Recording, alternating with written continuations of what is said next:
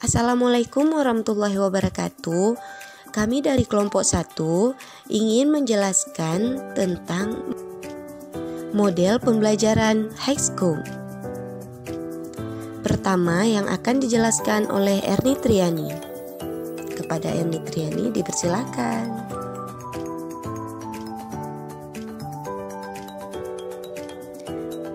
Perkenalkan, nama saya Erni Triani. Kali ini saya akan membahas tentang pembelajaran high school. Jadi, pembelajaran high school ini pertama kali dikembangkan oleh David Walker berdasarkan pada teori anak yang memerlukan keterlibatan aktif dengan orang yang ada di sekitarnya, materi, ide, dan kejadian, sehingga memungkinkan anak dan guru untuk belajar bersama. Dalam pembelajaran ini, anak dapat memilih sendiri materi dari aktivitas sesuai dengan minat dan tujuannya masing-masing. Sedangkan guru dilatih untuk mendukung anak dalam mengambil keputusan sendiri. Kemudian, saya akan bahas tentang sejarahnya high school.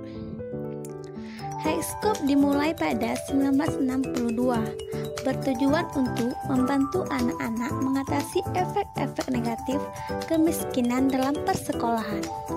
Pada akhir 1990-an, David Walker menyaksikan begitu banyak anak-anak mengalami kegagalan di sekolah, seperti tidak naik kelas hingga putus sekolah.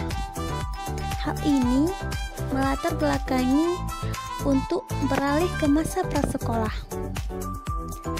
Saat program ini memasuki pada tahun kedua, menemukan gagasan Piaget. Piaget menawarkan gagasan anak sebagai pembelajaran aktif. Beberapa hari setelahnya, Lev Vygotsky berpendapat bahwa perkembangan terjadi dalam lingkungan sosiostruktural, di mana orang dewasa memampang pembelajaran anak. Kedua tawaran ini menjadi dasar pembelajaran high school. Baiklah, saya Ulfa Zurayani ingin menyambung pembahasan tentang pembelajaran model high school. Apa saja ya indikator pada model pembelajaran high school? Mari kita lihat. Indikator perkembangan model high school. Yang pertama yaitu ada pendekatan pada pembelajaran. Di dalam indikator yang pertama ini harus terdapat scientific 5M, yaitu seperti mengamati, menanya, mencoba, menalar, dan mengkomunikasikan. Dan ada juga berpusat pada anak, dan harus juga ada autentik atau terus-menerus dan menyeluruh. Indikator yang kedua yaitu ada bahasa. Bahasa yang dimaksud di sini yaitu termasuk membaca dan menulis, dan ada juga berkomunikasi, bercerita, dan lain-lain. Di indikator yang ketiga yaitu ada perkembangan sosial dan emosional. Yang selanjutnya ada perkembangan fisik, kesehatan, dan kesejahteraan.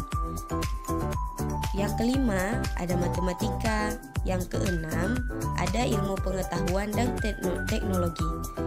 Yang selanjutnya yaitu ada penelitian sosial, dan yang terakhir yaitu ada kesenian. Selanjutnya kita akan membahas tentang peranan orang tua dan masyarakat. Pada tahun 1960-an, guru-guru mengadakan kunjungan ke rumah masing-masing anak setiap minggunya. Hal ini bertujuan untuk mendiskusikan hal-hal yang berkenaan dengan perkembangan anak yang mungkin dilakukan oleh keluarga. Di sini, keterlibatan orang tua merupakan fokus utama. Di samping itu, dibutuhkan pula kerjasama dan sikap saling menghargai bagi pendidik dan orang tua dalam menjalankan perannya. Di sini kita akan membahas tentang model kurikulum high school. Jadi, model kurikulum high school ini terdapat 3 model, yaitu yang pertama ada model pengajaran langsung.